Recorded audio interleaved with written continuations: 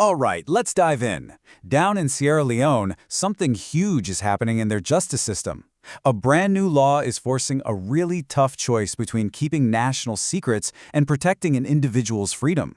We're going to unpack how this one big change is completely redefining the balance of power in the courtroom. So, picture this. Imagine you're on trial, and you just know that there's a piece of evidence out there, maybe a secret police file or an informant's real testimony that could prove you're innocent and set you free. But the government steps in and says, nope, sorry, can't show you that. It's a matter of national security. What happens then? What do you do? Well, that's the exact high-stakes dilemma we're getting into today. This is a classic tug-of-war in pretty much any legal system. On one hand, a court's entire job is to get to the truth. On the other, governments have to keep some things under wraps. We're talking military plans, the identities of spies, that sort of thing. So what happens when the one piece of truth you desperately need is locked away in a vault labeled state secret? To solve this puzzle, the courts have a very specific tool they use. It's called public interest immunity. And honestly, you can think of it as a kind of high-stakes legal balancing act with a judge standing right in the middle. So what is this thing, public interest immunity, or PII for short? Well, it's basically a rule that lets the government ask a court to keep evidence out of a trial if revealing it would, say, endanger the country. But, and this is the most important part, the government doesn't get the final say. A minister can't just slap a secret stamp on a file and call it a day. No way. It is the court that has the ultimate power to decide. And to make that huge decision, a judge uses a two-step test. First up, they ask a pretty simple question. Is this secret info even relevant? Like, could it actually help the person who's asking to see it? If the answer is yes, then they move on to the really, really hard part. Step 2. They have to weigh the potential damage of revealing the secret against the very real danger of causing an unfair trial. It's justice on a razor's edge. Now here's where it gets really interesting. This whole balancing act, it's not a one-size-fits-all kind of deal. The rules of the game change completely depending on what's at stake. Whether we're talking about a civil case, like a contract dispute, or a criminal trial where someone's actual liberty is on the line. In civil cases, the government usually makes one of two arguments. The first is a contents claim. This is super specific.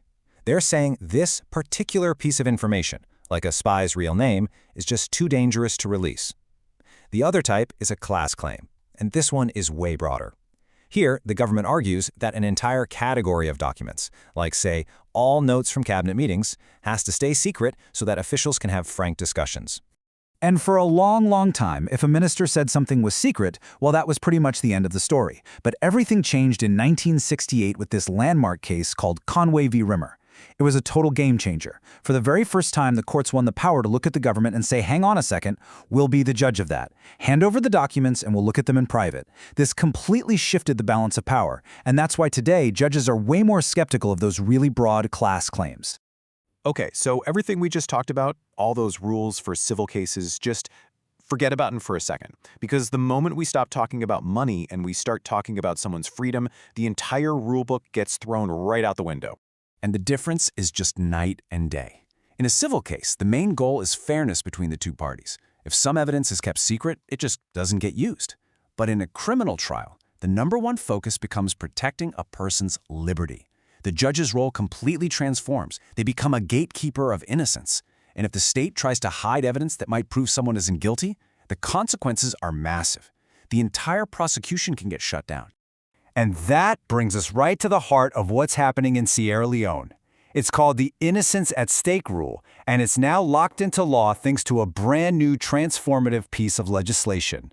So, in 2024, the new Criminal Procedure Act officially went into effect. This wasn't just a small update. It was a total teardown of a system that had been around since 1965. It brought in a completely modern approach to justice, one that puts human rights front and center. And the whole law is built on this really simple but incredibly powerful idea.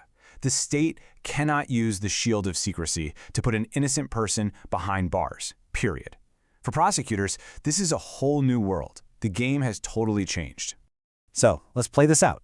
What happens now when a judge secretly reviews a file and finds something that could help prove the defendant's innocence? Well, under this new act, the state is immediately backed into a corner. They're faced with a stark, unavoidable choice. And they're left with only two possible moves. Option 1, Reveal the secret evidence to the defense, no matter how sensitive it is. Option 2. Drop the entire case to keep the secret safe. And that's it. There is no option 3, no middle ground. It's one or the other. So you can see, this is way more than just changing a few words in a law book. This new law fundamentally redraws the lines of power inside the courtroom, and it's kicking off a whole new era for justice in Sierra Leone. What this really boils down to is a massive shift in philosophy. The law now makes it crystal clear. When it comes down to it, an individual's right to liberty is more important than the state's desire for secrecy. It's a human rights-first approach, and it's now the law of the land. And the impact on the ground is huge.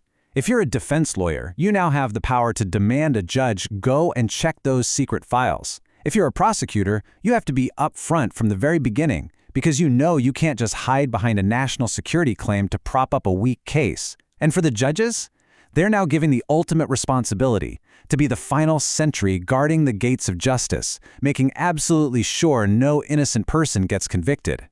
This historic change in Sierra Leone really forces all of us to think about a pretty deep question. When you put a nation's secrets on one side of the scale and a single person's freedom on the other, what is the true price of keeping that secret? It's a lot to think about. Thanks for tuning in.